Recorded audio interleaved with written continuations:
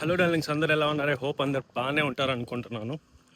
So ఎన్నిసార్లు ఎంతమందికి ఎలా చెప్పినా కానీ నేనే కాదు, as if like big influences, పెద్ద ఇన్ఫ్లుయెన్సెస్ చెప్పినా కానీ చాలామందికి అర్థం కాదు. సో అదే పనిలో నేను ఇంకొకసారి చెప్దామని వస్తున్నాను.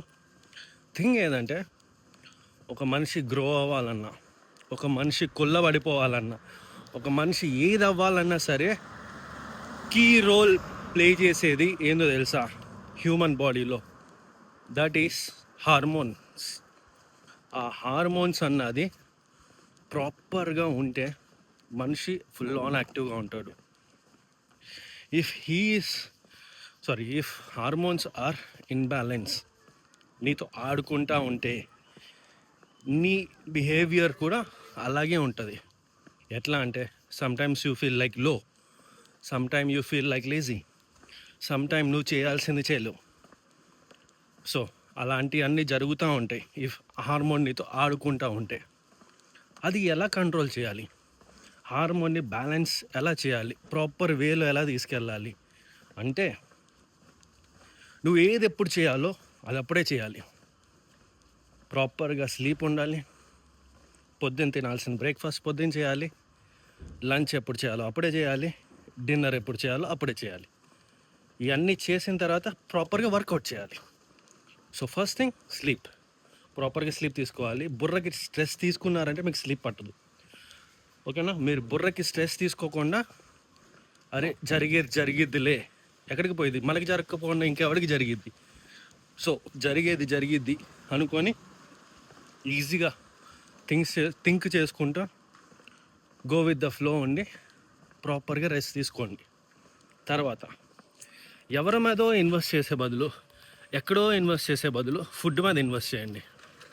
Proper food, nutrients food.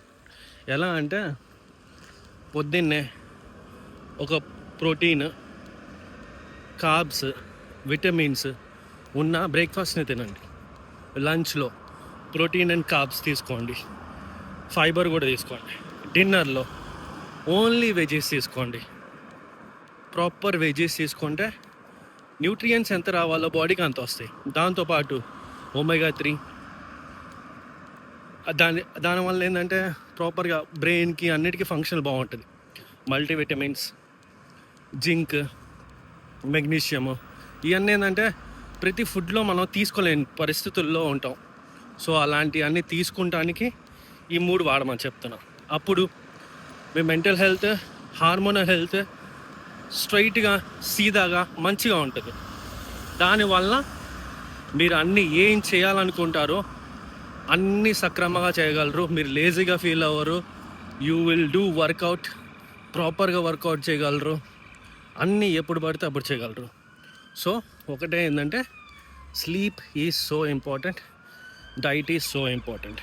ఆ 2 వచ్చిన తర్వాతే మీరు ఈ వర్కౌట్, ఈ అన్నిటి గురించి ఆలోచించండి. ఫస్ట్ స్లీప్ మీద కాన్సన్ట్రేట్ చేయండి, డైట్ మీద కాన్సన్ట్రేట్ చేయండి, దాని తర్వాత వర్కౌట్ మీద కాన్సన్ట్రేట్ చేయండి. అప్పుడు మీ హార్మోన్స్ అన్నది బ్యాలెన్స్ అయితే మీరు చేయాలనుకున్నది చేయగలరు. ఓకేనా?